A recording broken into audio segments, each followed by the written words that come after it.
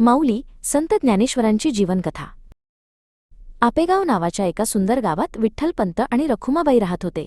त्यांना 4 हुशार मुले होती, वजा निवृत्तीनाथ, ज्ञानदेव, सोपानदेव आणि मुक्ताबाई।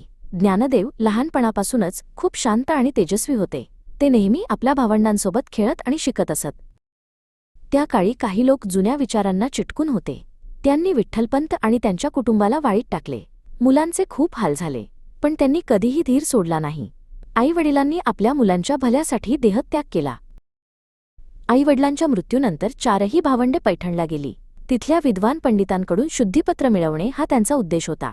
निवृत्तीनाथ मोठ्या भावाच्या नात्याने ज्ञानदेवांची काळजी घेत होते आणि त्यांना मार्गदर्शन करत होते।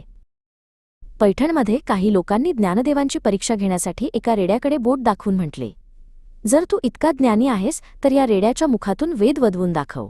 ज्ञानदेवांनी प्रेमाने रेड्याच्या डोक्यावर हात ठेवला आणि रेडा खरंच वेद म्हणू लागला। हा चमत्कार पाहून पैठणचे सर्व विद्वान पंडित थक्क झाले। त्यांनी ज्ञानदेवांच्या ज्ञानाला ओळखले आणि त्यांना आदराने ज्ञानेश्वर म्हणू लागले।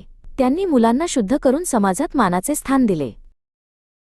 मोठे भाऊ निवृत्तीनाथ यांच्या आज्ञेनुसार ज्ञानेश्वरांनी श्रीमद्भगवद्गीतेचा अर्थ सामान्य लोकांना समजेल अशा सोप्या मराठी भाषेत सांगायला सुरुवात केली। हा ग्रंथ ज्ञानेश्वरी किंवा भावार्थ दीपिका म्हणून ओळखला जातो। ज्ञानेश्वरीतून त्यांनी सांगितले की देवापर्यंत पोहोचण्याचा मार्ग सर्वांसाठी खुला आहे। ज्ञान आणि भक्ती हेच खरे श्रेष्ठत्व आहे, जात किंवा पंथ नाही। त्यांची छोटी बहीण मुक्ताबाई त्यांचे विचार लक्ष देऊन ऐकत असे। एकदा चांगदेव नावाचे एक महान योगी वाघावर बसून ज्ञानेश्वरांना भेटायला आले।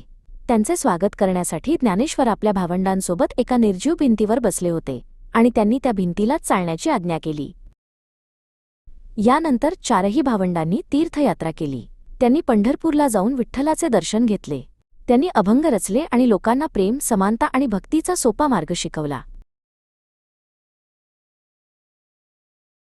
वयाच्या अवघ्या 21व्या वर्षी ज्ञानेश्वरांनी आपले कार्य पूर्ण झाले आहे हे जाणून आळंदी येथे जिवंत समाधी घेतली। आजही लाखो लोक त्यांना माऊली आई म्हणून ओळखतात आणि त्यांच्या शिकवणीतून प्रेरणा घेतात।